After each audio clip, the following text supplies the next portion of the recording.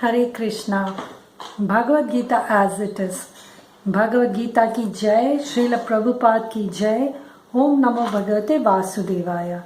Reading from Bhagavad Gita, chapter number 2, contents of the Gita summarized, verse number 53.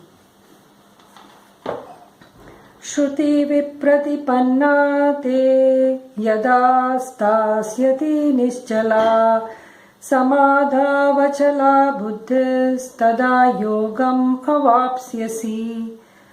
When your mind is no longer disturbed by the flowery language of the Vedas, and when it remains fixed in the trance of self-realization, then you will have attained the divine consciousness. Purport by His Divine Grace A.C. Bhaktivedanta Swami Srila Prabhupada Ki Jai. To say that one is in Samadhi is to say that one has fully realized Krishna consciousness. That is, one in full Samadhi has realized Brahman, Paramatma and Bhagavan. The highest perfection of self-realization is to understand that one is eternally the servitor of Krishna and that one's only business is to discharge one's duty in Krishna consciousness. A Krishna conscious person or unflinching devotee of the Lord should not be disturbed by the flowery language of the Vedas, nor he be engaged in fruitive activities for promotion to the heavenly kingdom. In Krishna consciousness, one comes directly into communion with Krishna, and thus all directions from Krishna may be understood in that transcendental state.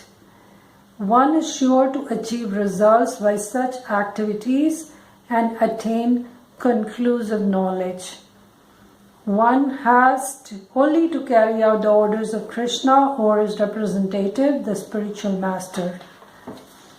So this verse kind of concludes the previous few verses, which states that the Vedic rituals are for the neophyte or a beginner in spirituality. As one progresses in one's spiritual journey,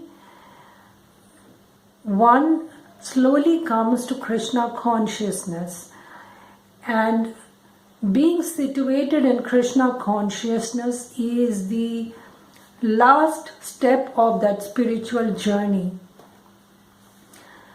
When one is situated in Krishna consciousness, one understands deeply that one is an eternal servant of Krishna and one's only activity is to please Krishna in service, by service. Why service? Because when you serve somebody without expecting anything in return, that is true love.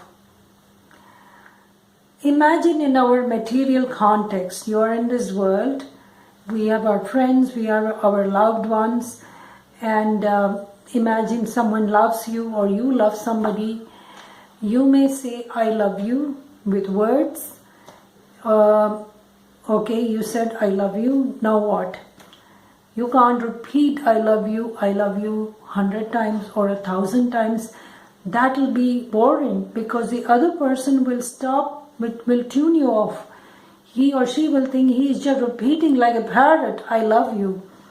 See, action speaks louder than words is a famous proverb. When you love somebody, you don't just parrot the words I love you.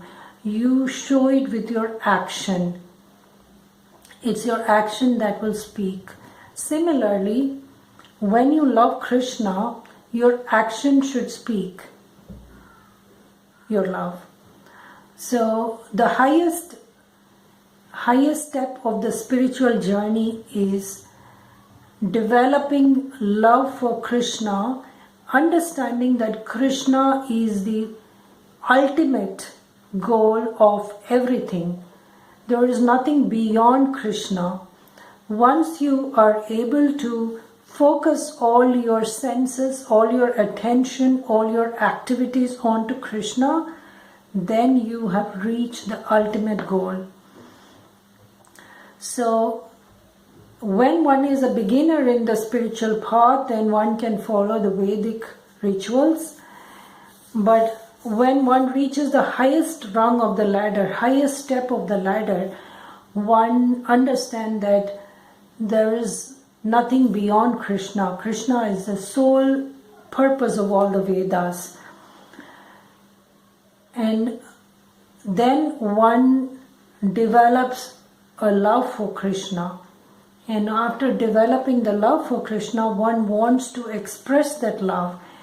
And how do you express that love? You express that love through action.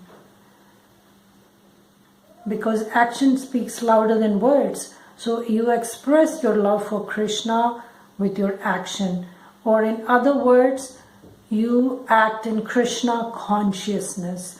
So verse number 53 says that your mind is no longer disturbed by the flowery words of the Vedas. You are not distracted by all the karma kanda rituals. Your goal is one-pointed. You're fixed in your goal, and that goal is to attain Krishna consciousness or attain the divine love of Krishna.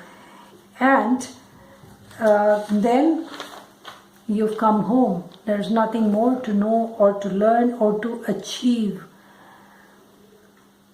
One has to just carry out the orders of Krishna or his representative. Who is his representative?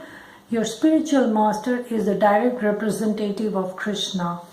So your aim in life is not to please your own senses, but your aim in life becomes to please Krishna or his direct representative, your spiritual master, or the pure devotees of Krishna.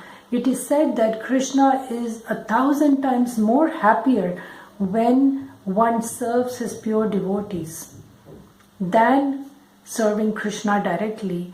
Just as a mother is happy when someone loves a child, similarly, Krishna is much, much happier when you love a pure devotee, or when you serve a pure devotee. Krishna is much happier.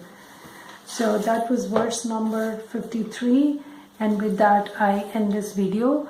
Hope you have liked it. Hope you have understood something. Thank you for watching. Bhagavad Gita ki jai. Srila Prabhupada ki jai. See you next time. Till then, Hare Krishna.